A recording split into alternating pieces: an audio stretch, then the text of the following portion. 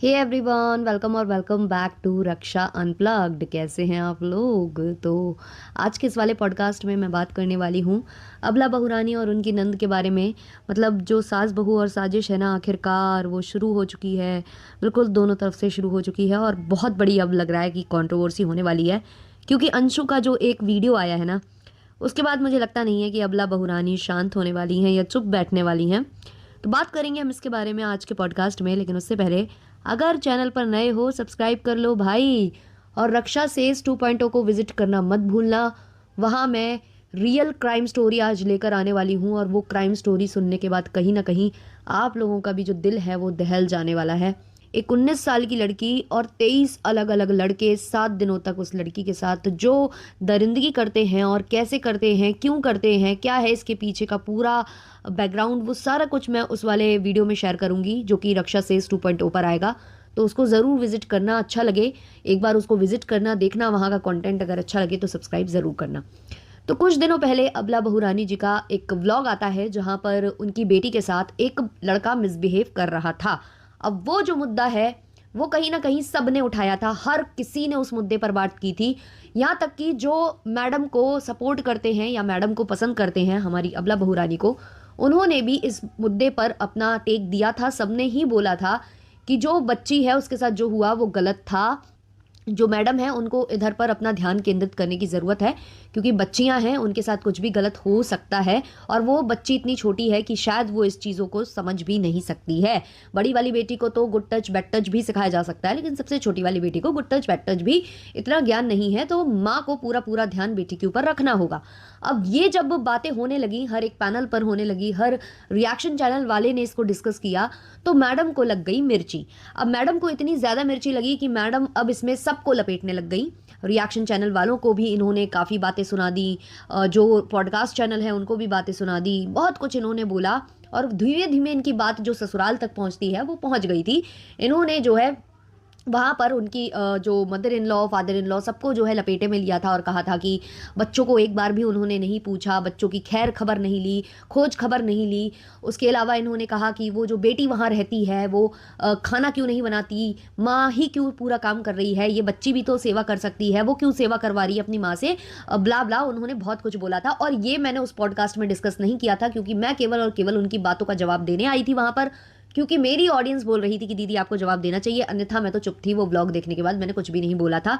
उस वाले व्लॉग में उस लड़की को भी घसीटा गया जो कि मेरी फ्रेंड है हिमाचली, उसको भी इन्होंने बहुत कुछ बोला था, जबकि उसने तो इनके खिलाफ कोई वीडियो बनाया भी नहीं था। और इसको तो खिलाफ बोल नहीं सकते यार, आप तो कंसर्न जता रहे हो ना उनके बच्चों का, कि भाई ध्यान दे लो उस पर, है ना, बच्चों पर ध्यान दे लो, क्योंकि बच्चों के लिए सब कोई सोचता है, बच्चे किसी को बुरे नहीं लगते, बच्चे सबके साझे होते हैं ना। तो ऐसी कुछ बात थी। तो उस दिन मैंने इन चीज़ों को डिस्कस नहीं किया था, लेकिन अब ये जो सास बहू साजिश है अंशु के एक वीडियो से दोबारा से स्टार्ट हो रही है। जी हाँ, दोबारा से स्टार्ट हो रही है। अगर अंशु इधर पर आकर ये चीज़ नहीं बोलती तो शायद अब ये कंट्रोवर्सी शुरू नहीं होती, जो अब बहुत जल्दी व्लॉग आता होगा, या तो मैडम का व्लॉग आता होगा, या तो मैडम लाइव आती होंगी बहुत जल्द ही। तो हुआ क्या था कि उस व्लॉग में जो मैडम ने बोला था वो कहीं ना कहीं अंशु की जो मम्मी है, यानी कि जो उनकी रिश्ते में बुआ लगती हैं लेकिन वो उन्हें माँ ही मानती हैं, तो अंशु की मम्मी को वो चीज़ बुरी लगी है। और यही चीज़ क्लैरिफाई जो है अंशु ने किया है। अंशु ने कहा है कि मुझे काम करना आता है, क्योंकि अबला बहुरानी ने कह दिया था कि अंशु को काम वाम आता नहीं है, वो कुछ करती नहीं है। तो जो अबला बहुरानी के बहुत हितैषी वाले अंधभक्त हैं, उन्होंने जाकर अंशु को जो है कमेंट वगैरह करा होगा, बहुत कुछ सुनाया होगा। तो अंशु ने उन सबको जवाब दिया कि भाई मुझे काम करना आता है, मुझे रोटियां बनाना आता है, मैं 7th क्लास से खाना बना रही हूँ। यही नहीं, अंशु ने रोटी बेल बेल के और बना बना के जो है कैमरे पर दिखा दी। अब इसके बाद अंत अंत तक वो जो ब्लॉग एंड होने लगा, तब जो है अंशु ने एक कुछ बात बोली है। उन्होंने कहा है कि आप जो है ना मेरी मम्मी की फीड पर मत आया करो, ऐसा उन्होंने टॉन्टबाजी में बोला है। अब देखो, जो कमेंट्स होते हैं वो आपके वीडियो के नीचे आते हैं, वो फीड पर नहीं आते। फीड पर कोई वीडियो आता है, और वीडियो ऑब्वियसली किसकी जिक्र किया जा रहा है यहाँ पर आप समझ जाओ। तो अंशु ने यहाँ कहीं ना कहीं जिक्र किया है अपनी भाभी जी का, जो कि फीड पर आई होंगी शायद उनकी मम्मी के, और उन्होंने वो ब्लॉग देखा होगा। जब ब्लॉग देखा होगा, बातें सुनी होंगी, तो उन्हें कुछ ऐसा लगा होगा, बुरा बुरा लगा होगा, आपस में डिस्कशन हुआ होगा, तो उन्होंने एक ब्लॉग डेडिकेटेड छाप दिया। इस एक ब्लॉग से जो तहलका मचने वाला है ना सोशल मीडिया के ऊपर, वो मतलब सब लोग जानते ही हो यार, किसी को बताने की ज़रूरत नहीं है। तो ये काफ़ी लंबी अब कंट्रोवर्सी छिड़ने वाली है, फिर से सास वर्सेस बहू, और नंद वर्सेस भाभी, और सब कुछ होने वाला है। अच्छा, वो जो व्लॉग हमने बनाया था, तो कुछ चीज़ें उसमें मिस हो गई थी, मैं वो कुछ डिस्कशन करना यहाँ पर चाहूँगी, क्योंकि अब भाई हम उतरे हैं सास बहू साजिश में, तो हम बात ही करेंगे। तो इनका जो कहना था हमारी मैडम जी का कि बच्ची के साथ जो है वो मेरा चाचा का बेटा है और बच्ची के साथ वो गलत नहीं कर सकता है, क्योंकि मैं उसे जानती हूँ, हम उसे बचपन से जानते हैं, वो मेरा कज़न है। तो इसमें कोई लॉजिक नहीं था, क्योंकि मैंने ये चीज़ बोली ही है कि कितने न्यूज़ ऐसे आए हैं, कितना कुछ हमने सुना है न्यूज़ चैनल पर कि भाई परिवार के ही सदस्य ने घर के बच्चे के साथ किया, क्योंकि बच्चे कुछ बोल नहीं पाते हैं तो उनके साथ ये सब हो जाता है। और भी हम मूवीज़ भी देखते हैं यार, मूवीज़ में भी कितनी बार हमने इस तरीके के जो किस्से हैं वो देखे हैं, जो रियल लाइफ स्टोरी से इंस्पायर्ड होती हैं।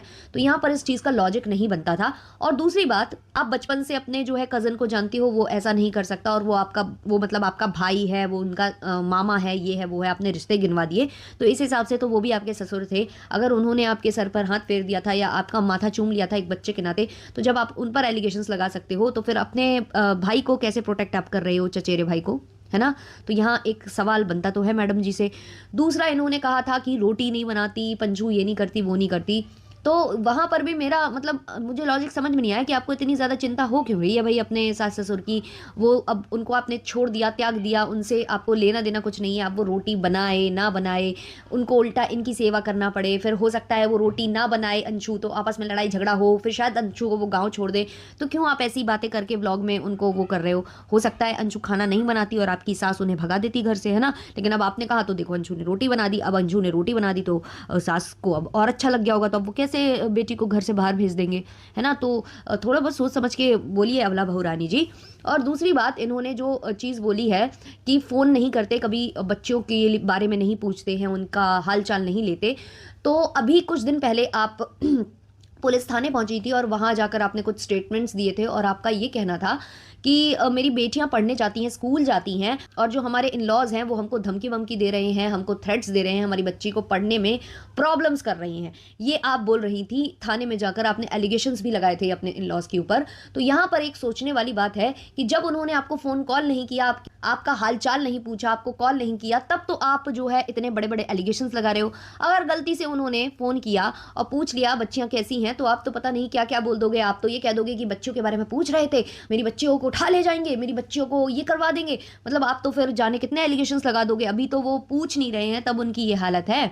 अगर वो गलती से पूछ लें तो आप तो भाई उनका जीना हराम ही कर दोगे, और पता नहीं कौन सी रिकॉर्डिंग आप कर लोगे। और सबको मालूम है कि आप रिकॉर्डिंग करते हो, तो वैसे ही आपको फ़ोन लगाने में डर लगता है। और फिर आपने तो नंबर भी बंद करवा दिया है ना? ये आप ही ने बताया था कि नंबर उन्होंने बंद करवा दिया है। तो चलो, हो सकता है उन्होंने करवा दिया हो, तो नया नंबर भी नहीं होगा ना उनके पास, तो वो कैसे हाल चाल लेंगे? और वैसे हाल चाल लेने की ज़रूरत ज़्यादा उनको पड़ती नहीं है, क्योंकि जब आप भी व्लॉग्स बना रहे हो, वो भी व्लॉग्स बना रहे हैं, तो व्लॉग्स के थ्रू आप उनको देख रहे हो कि वो क्या कर रहे हैं, और वो आपको देख रहे हैं कि आप क्या कर रहे हो। तो हाल चाल लेने की उनको वैसे ज़्यादा ज़रूरत नहीं है। वो अलग बात है कि अब भाई आप सोशल मीडिया पर होते ही नहीं, बच्चों के चेहरे तक वो ना देख पाते, तो शायद वो फ़ोन करते या वो तड़पते भी बच्चों के लिए कि कहाँ क्या हो रहा है। अब वो देख लेते हैं आपके ब्लॉग में कि क्या स्थिति है बच्चों की, तो पूछना तो बेकार ही है। वो देख ही रहे हैं कि बच्चियाँ किस हालत में घूम रही हैं, कैसा बर्ताव उनके मामा उनके साथ कर रहे हैं, कैसा बर्ताव उनकी माता जी उनके साथ कर रही हैं, कितना जो है प्यार से उनको रखा जा रहा है, कितनी उनकी देखभाल की जा रही है। तो सब तो वो देख रहे हैं ना आपके ब्लॉग्स में। तो अब क्या करेंगे वो पूछ कर करेंगे भी क्या?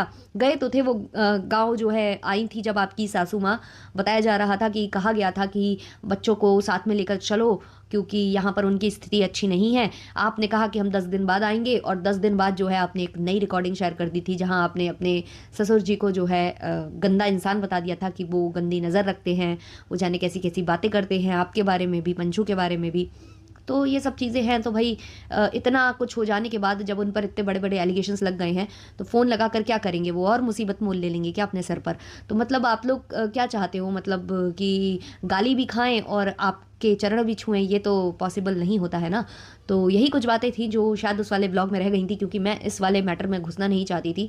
बट अभी जब मैंने पंचू का ब्लॉग देखा, तो मुझे कहीं ना कहीं अब यहाँ पर लग रहा है कि ये बड़ा जो है कंट्रोवर्सी पकड़ने वाली है, और इसमें अब दोनों ही पक्षों की गलती यहाँ मानी जाएगी।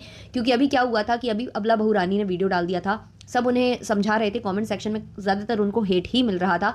तो अभी अगर ये लोग नहीं भी बोलते ना, तो वो शांत हो जाती, वो हो जाती शांत कि भाई मुझे ऑडियंस हेट कर रही है। लेकिन क्योंकि अब इन्होंने यहाँ से मौका दे दिया है, तो अब वो शांत होने वाली नहीं है।